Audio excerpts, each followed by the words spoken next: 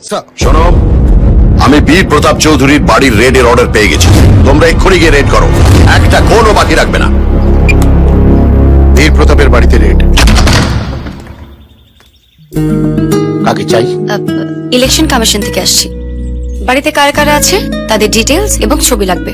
Details তো এক্ষুনি দিয়ে দেবো, কিন্তু ছবি দিতে একটু সময় লাগবে। কোনো অসুবিধা নেই, আমি ওয়েট করছি।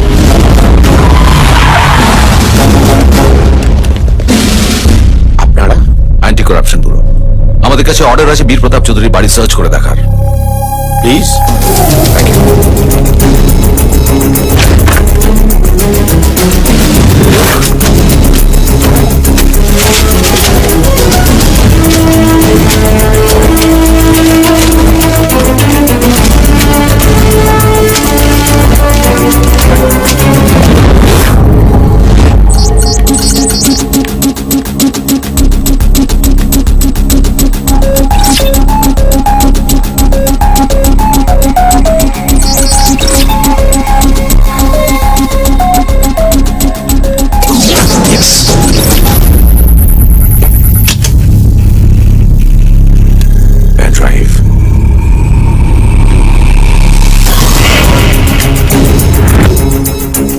মাই মিশন।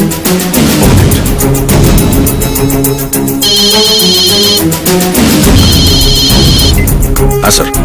প্রোগ্রেস কতদূর? স্যার, পেনড্রাইভ থেকে যা ইনফরমেশন পাচ্ছি তাতে তো অনেকেই এর সঙ্গে যুক্ত। হোয়াট? হ্যাঁ স্যার, লম্বা লিস্ট। এদের মধ্যে অনেককেই আমরা অনেস্ট অফিসার হিসেবে জানি, ওরা এর সঙ্গে যুক্ত। শিট। হ্যালো, শোনো, শুনতে পাচ্ছ? বীর প্রতাপ চৌধুরীকে ইমিডিয়েটলি অ্যারেস্ট করো। পরে ফোন করছি। আমি হ্যালো।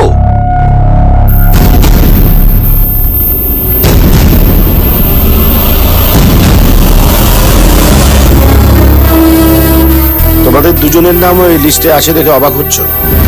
শুধু তোমাদের নয়, আরো 632 জন অনেস্ট অফিসারের নাম আছে, তারা নিজেরাও জানে না। এটাই এসপি বীর প্রতাপ চৌধুরীর মিশন। মিশন?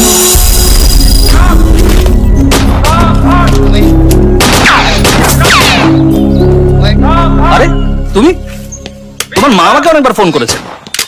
আমি তোমার সমস্ত রিপোর্ট দেখেছি, রিটেন, ওরাল, ফিজিক্যাল সবকিছুতেই পাস করে গেছো।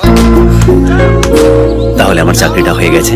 তুমি তো জানো বীর, এখানে এটা কেউ দেখে না যে কার বুকে কত দম আছে, এখানে এটা দেখা হয় যে কার পকেটে কত টাকা আছে। শুধু ট্যালেন্ট দিয়ে আজকাল আর চাকরি হয় না, তার জন্য কিছু ফর্মালিটিস আছে, সেগুলো মেনটেন করতে হয়। দেখো বীর, তোমার মা আমাকে ছোট ভাইয়ের মতো দেখে, তোমার বাবাও আমায় খুব ভালোবাসতেন। তাই আমি নিজে আইজি স্যারের সঙ্গে কথা বলে স্পেশালি তোমার জন্য কেসটা আমি 10 লাখে ফিক্সড করেছি।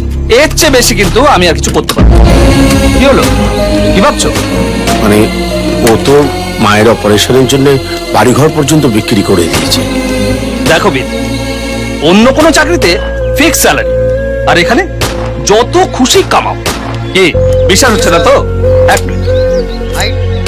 দিলীপ। Yes sir. জয়েন করার সময় কত দিয়েছিলে? ওই 15 লাখ স্যার। আর এখন পর্যন্ত কত কামিয়েছো? ঘাবড়াচ্ছ কেন, বলো না, সব আমার নিজের লোক আছে। ওই 14-15 লাখ মতো হবে স্যার। দিলীপ, সত্যি কথা বলো। Okay sir, 30 lakh. তাহলে কাল সকালে তোমার মায়ের অপারেশন। আজ যদি বৌদি জানতে পারে তোমার চাকরিটা হয়নি, তাহলে একটা বড় ক্ষতি হয়ে যেতে পারে।